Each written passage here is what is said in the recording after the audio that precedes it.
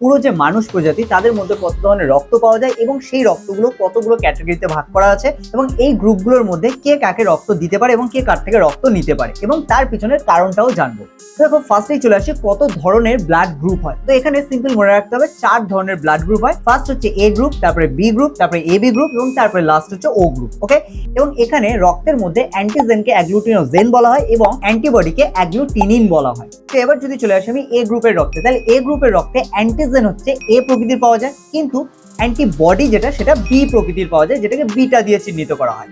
এবার চলে আসি বি গ্রুপের রক্ত, যেখানে অ্যাগ্লুটিনোজেন যেটা সেটা হচ্ছে বি গ্রুপের হয়, কিন্তু এখানে অ্যাগ্লুটিনিন যেটা সেটা কিন্তু হচ্ছে আলফা মানে হচ্ছে এ গ্রুপের হয়। এবার চলে আসি আমি এ বি গ্রুপের রক্তে।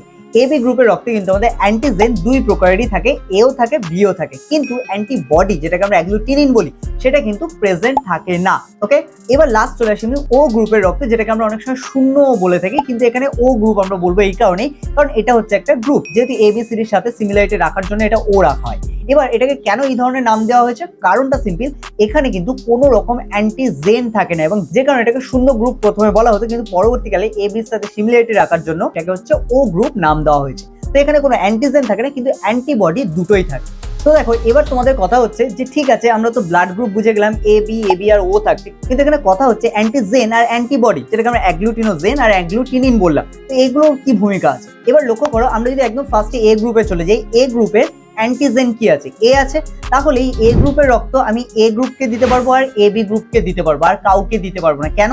কারণ অ্যান্টিজেন যখনই অন্য রক্তের মধ্যে যাবে তখন এর মধ্যে অ্যান্টিজেন কি এ প্রকৃতির আছে, এবার এ প্রকৃতির অ্যান্টিজেন এ প্রকৃতির অ্যান্টিবডি দ্বারা আক্রান্ত হয়, ঠিক আছে, অন্য কোনো অ্যান্টিবডি কিন্তু একে আক্রান্ত করবে না। এবার তোমরা ছক দেখো যে এখানে এ প্রকৃতির যে অ্যান্টিবডি আছে সেটা কার কার মধ্যে পাওয়া যায়। যদি ভালো করে খেয়াল করো তাহলে দেখতে পাবে তোমরা এখানে কিন্তু বি গ্রুপের মধ্যে হচ্ছে এ প্রকৃতির অ্যান্টিবডি পাওয়া যায় আর হচ্ছে ও গ্রুপের রক্তে পাওয়া যায়। তাহলে সেই জন্য আমি এ গ্রুপের রক্ত এ গ্রুপকেই দিতে পারি আর হচ্ছে এ বি গ্রুপকেই দিতে পারি।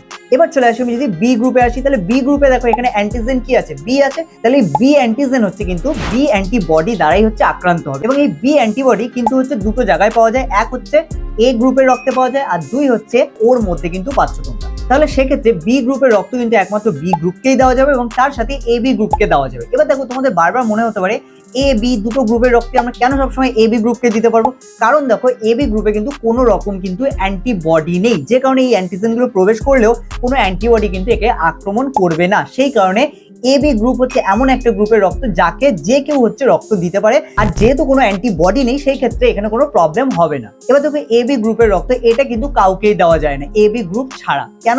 কারণ দেখো এ বি গ্রুপ হচ্ছে এ বি গ্রুপকেই দিতে পারবে, কারণ এ বি গ্রুপের মধ্যে কোনো অ্যাগ্লুটিনিন বা হচ্ছে অ্যান্টিবডি থাকে না। কিন্তু এ বি গ্রুপের রক্ত যদি এ কে দেওয়া হয় বা বি কে দেওয়া হয়, যেহেতু এ বির মধ্যে এ বি দুই প্রকারেরই হচ্ছে অ্যান্টিজেন থাকে, সেই কারণে এ এবং বি গ্রুপ দুটো রক্তেই কিন্তু হয় আলফা নয় বিটা দু প্রকারের মধ্যে যে কোনো এক প্রকার হচ্ছে অ্যান্টিবডি পেয়ে যাবে এবং তখনই কিন্তু তার আগে এই রক্তকে হচ্ছে আক্রমণ করবে, যার ফলে হচ্ছে সমস্যা হবে। ওকে, এবং একইভাবে যদি ও গ্রুপকেও দিতে চাই তাহলে ও গ্রুপেও কিন্তু যেহেতু অ্যান্টিবডি প্রেজেন্ট থাকে, তো সেই কারণে এ বি গ্রুপের রক্তে অ্যান্টিজেন গুলো যখনই প্রবেশ করবে তখন এই অ্যান্টিবডি কিন্তু গিয়ে সাথে সাথে আক্রমণ করবে, ফলে এই রক্ত কিন্তু জমাট বেঁধে যাবে, যে কারণে এ বি গ্রুপের রক্ত কিন্তু কাউকেই দেওয়া যায় না এ বি গ্রুপ ছাড়া। এবার চলে আসি লাস্ট পয়েন্ট, যেটাকে আমরা ও গ্রুপের রক্ত বলি।